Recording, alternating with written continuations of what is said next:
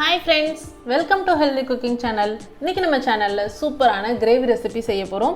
இந்த கிரேவி செய்யறதுக்கு ஒரே ஒரு வாழைக்காய் இருந்தா போதும், சூப்பரா ஈஸியா செஞ்சிடலாம். அதுவும் இல்லாம இந்த கிரேவி பாத்தீங்கன்னா சூடான சாதம், இட்லி, தோசை, சப்பாத்தி எல்லாத்துக்குமே சூப்பரான காம்பினேஷன். வாங்க எப்படி செய்யலாம்னு பார்க்கலாம். கிரேவிக்கு ஃபர்ஸ்ட் நம்ம மசாலா வறுத்துக்க போறோம். அதுக்காக 1 டீஸ்பூன் எண்ணெய் விட்டுட்டு 3 டீஸ்பூன் அளவுக்கு மல்லி, 1/2 டீஸ்பூன் சோம்பு, 1 டீஸ்பூன் சீரகம் இதை மட்டும் எண்ணெயில கொஞ்சம் வறுத்து எடுத்துக்கலாம். கொஞ்சம் வறுபட்டதுக்கு அப்புறமா பட்டை, 1/2 டீஸ்பூன் மிளகு, 1/2 டீஸ்பூன் கசகசா, 1 அன்னாசிப்பூ, 3 கிராம்பு, 4 ஏலக்காய், ஒரே ஒரு துண்டு கல்பாசி, காரத்திற்கேற்ப காய்ந்த மிளகாய். லாஸ்ட்டாக ஆப்ஷனல் 1 டீஸ்பூன் பச்சரிசி சேர்த்துருக்கேன். கிரேவி திக்காக கிடைக்கும். உங்களுக்கு வேண்டாம் அப்படின்னா சேர்க்க வேண்டாம். இது எல்லாமே நல்ல எண்ணெயில் வறுத்து எடுத்துக்கலாம். பாருங்கள், நல்லா செவந்து வந்துருச்சு. இந்த ஸ்டேஜில் நம்ம ஸ்டவ் ஆஃப் பண்ணிக்கலாம். அடுத்ததாக அதே கடாயில் 1 டீஸ்பூன் அளவுக்கு எண்ணெய் விட்டுட்டு 1 கைப்பிடி அளவு சின்ன வெங்காயம், சின்ன வெங்காயம் இல்லை அப்படின்னா பெரிய வெங்காயம் சேர்த்துக்கலாம். அடுத்ததாக பூண்டு, கொஞ்சமாக இஞ்சி, லாஸ்ட்டாக கருவேப்பிலை இது எல்லாமே சேர்த்துட்டு கொஞ்சம் மிதமான தீயில வச்சு நல்லா வறுத்து எடுத்துக்கணும். பாருங்கள், இந்த அளவுக்கு வதங்கி வந்ததுன்னா போதும். இதை ஒரு பிளேட்க்கு ட்ரான்ஸ்ஃபர் பண்ணி நல்லா ஆற விட்டுறலாம். இப்போ நம்ம அரைக்க வேண்டியதெல்லாம் அரைச்சி எடுத்துக்கலாம். ஃபஸ்ட்டு நம்ம வறுத்தெடுத்த மசாலாவை ஃபஸ்ட்டு போட்டு மிக்சர் ஜாரில் போட்டு அரைய விட்டுடலாம்.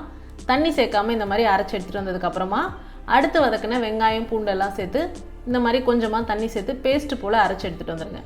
இப்போ மசாலா சூப்பராக ரெடி ஆகிடுச்சு. அடுத்தது நம்ம கொஞ்சமாக தேங்காய், முந்திரி சேர்த்துட்டு இந்த மாதிரி தண்ணி விட்டு பேஸ்ட் போல் அரைச்சி எடுத்துகிட்டு வந்துடலாம். இப்போ நம்ம கிரேவிக்கு தேவையான வாழைக்காய், நான் ஒரே ஒரு வாழைக்காய் இந்த மாதிரி தோலை சீவிட்டு இந்த மாதிரி க்யூபாக கட் பண்ணி எடுத்துருக்கேன். உங்களுக்கு எந்த மாதிரி ஷேப்பில் வேணுமோ அந்த மாதிரி நீங்கள் கட் பண்ணி எடுத்துக்கோங்க. இப்போ நம்ம ரெடி பண்ணி வைக்க வேண்டிய எல்லா ஐட்டம்ஸும் ரெடி பண்ணியாச்சு. அடுத்து நம்ம கிரேவி எப்படி செய்யலான்னு பார்க்கலாம். கடாயில் 1 டேபிள் ஸ்பூன் அளவுக்கு எண்ணெய் விட்டுருக்கேன். எண்ணெய் சூடானதும் 1/4 டீஸ்பூன் சோம்பு வெடித்ததுக்கப்புறமா கருவேப்பிலை, அடுத்ததாக நம்ம கட் பண்ணி வச்சுருக்கக்கூடிய வாழைக்காயை அதில் சேர்த்துக்கலாம்.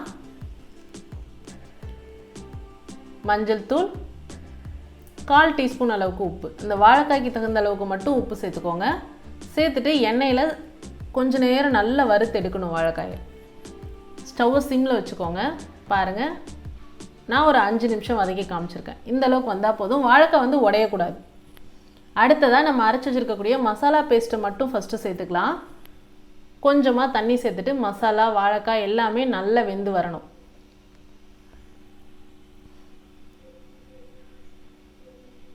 பாருங்கள், மசாலாவோட பச்சை வாசனையும் போயிடும், வாழைக்காய் நல்லா வெந்து வந்துடும். இந்த ஸ்டேஜில் நம்ம முந்திரி, தேங்காய் அரைச்சி வச்சுருக்கோம் இல்லையா, அந்த பேஸ்ட்டு இதில் சேர்த்துக்கலாம். தேங்காய் பார்த்திங்கன்னா 4லேருந்து 5 டேபிள் ஸ்பூன் வரைக்கும் சேர்த்துக்கலாம். முந்திரி 4 முந்திரி சேர்த்திங்க அப்படின்னா கரெக்டாக இருக்கும். ரொம்ப சேர்த்திங்க அப்படின்னா ரொம்ப திக்காயிடும். அடுத்தது கிரேவிக்கு தேவையான அளவு உப்பு சேர்த்துட்டு எல்லாத்தையும் சேர்த்து நல்லா கலந்து விட்டுட்டு 2 நிமிஷம் கொதிக்க விடுங்க, போதும். பாருங்கள், கிரேவியும் நல்லா திக்காயிடுச்சு, ஃப்ளேவரும் சூப்பராக வந்துடுச்சு. இந்த ஸ்டேஜில் நம்ம ஸ்டவ் ஆஃப் பண்ணிடலாம். சுவையான வாழைக்காய் கிரேவி சூப்பராக செய்கிறது எப்படின்னு இந்த வீடியோவில் நம்ம பார்த்துட்டோம். இது போன்ற ஹெல்தி ரெசிபீஸ்க்கு மறக்காமல் ஹெல்தி குக்கிங் சேனலை சப்ஸ்கிரைப் பண்ணுங்கள். இந்த வீடியோ உங்களுக்கு பிடிச்சிருந்தா லைக் பண்ணுங்கள், ஷேர் பண்ணுங்கள், கமெண்ட் பண்ணுங்கள். தேங்க்ஸ் ஃபார் வாட்சிங்.